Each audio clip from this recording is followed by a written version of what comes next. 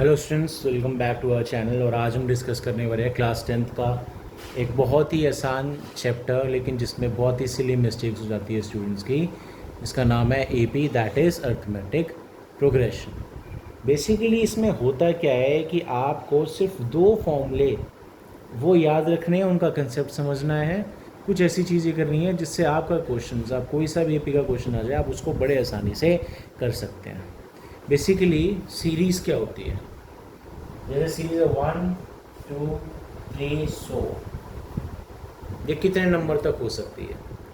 तो जो first term होती है उसको हम बोलते हैं ए। जो हर टर्म के बीच में डिफरेंस है, अंतर है, वो उसको बोलते हैं डी, जिसको हम बोलते हैं कॉमन डिफरेंस। और इस सीरीज में कितने नंबर्स है, टोटल कितने नंबर्स हैं, 10 नंबर है, 12 नंबर है, 100 नंबर है, उसको बोलते हैं एन। क्या बोलते हैं? एन। अब जैसे इस सीरीज में 1 2, हम थोड़ी बड़ी सीरीज लेते हैं 1 3 5 7 100। तो यहाँ पे ए बन जाएगा 1, डी क्या होगा, 3 और 1 में डिफरेंस कितना है, 2, 5 और में डिफरेंस कितना है, 2, सब जगह डिफरेंस क्या रहेगा, 2, डी क्या हो जाएगा, 2।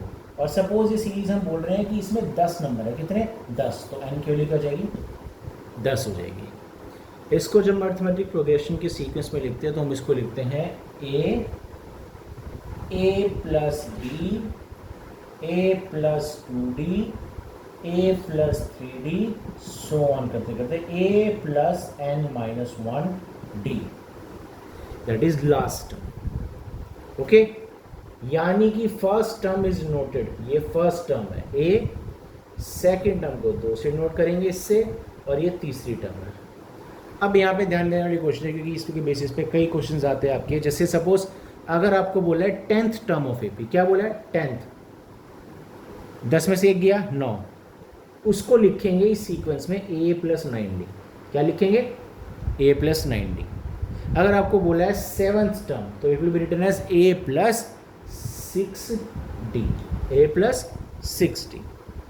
ओके, अब ये क्यों जानना ज़रूरी है, क्योंकि आपके क्वेश्चंस कई बार ऐसे आ जाते हैं कि the sum of 5th term and 8th term of AP is n all, तो उसकी वैल्यू दे रखी होती है आपको।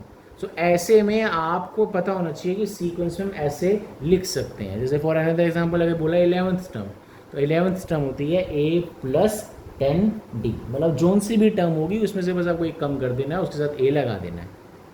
15th term a plus 14d। Okay, और जब हम बात करते हैं इसमें हमारे पास फॉर्मूला आता है एक nth term, that is a n. इसको लास्ट टर्म भी डिनोट करते हैं और इसको ऐसे भी डिनोट करते हैं कि जोन से टर्म की वैल्यू चाहिए वो n की वैल्यू होती है। अगर मुझे निकालना है a, सपोज a 12, तो n की वैल्यू क्या आ जाएगी, 12, 12 माइनस 1 1, 11d, तो यानी कि a प्लस 11d, जिसकी हम बात कर रहे थे। क्वेश्चंस में आपके पास बेसिकली इसमें क्या आएगा कि आपको ऐसे सीरीज दे रखी होगी, या तो आपको ए दे रखा होगा, आपको डी निकालना होगा, डी दे रखा होगा, आपको एन निकालना होगा, कोई भी एक टर्म दे रखी होगी, इसका इस्तेमाल करके आपको क्वेश्चंस करने होते हैं। ओके, तो इसमें आपको जो फॉर्मूला याद रखना होता है वो याद रखना होता है ए एन का, जो कि होता है A N equal to A plus N minus 1d। तो आपके क्वेश्चंस में कैसे बनेंगे, सपोज बोला है कि value of a n term suppose 50, तो 50 यहाँ पुट हो जाएगा। ए की वैल्यू सपोज 5, आपको एन निकालना है। डी की वैल्यू इज ऑल्सो 5, आपको एन की वैल्यू यहाँ पे निकालनी होगी। कैसे निकालेंगे, प्लस से हम आ जाएंगे माइनस, 50 माइनस 5 45, एन माइनस 1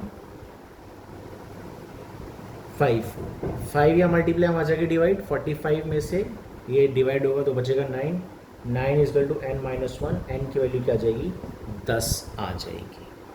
सो ये आपका सीरीज वाला क्वेश्चन होता है जहाँ पे आपको सिर्फ और सिर्फ एक फॉर्मूला याद करने की रिक्वायरमेंट है, और जो कि होता है A N is equal to A plus N minus 1d।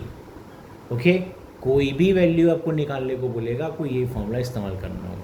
और आपको डायरेक्ट निकालने के लिए बोलेगा, सपोज बोल रखा है कि 20th टर्म की value, that will be written as a plus 19d। तो ये सिंपल सा कंसेप्ट है हमारा सीरीज़ का। नेक्स्ट में हम डिस्कस करेंगे सम का।